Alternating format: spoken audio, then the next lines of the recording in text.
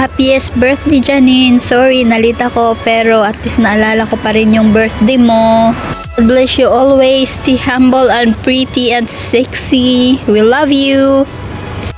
I wish you all the best and happiness in life, and sana magkaroon ulit kayo ng movie project ni Paolo. Yay! Alam na namin kasi yung mga trip ninyo, magkasama kayo, yung sa Palawan, what you see is what you get. So, confident kami na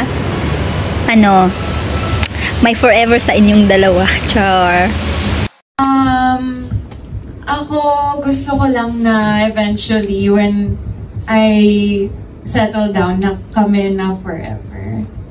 Kasi in my family, halos lahat yata nung couples, like my parents, everyone, naghiwalay. So, ako, gusto mo yung nalulungkot ako.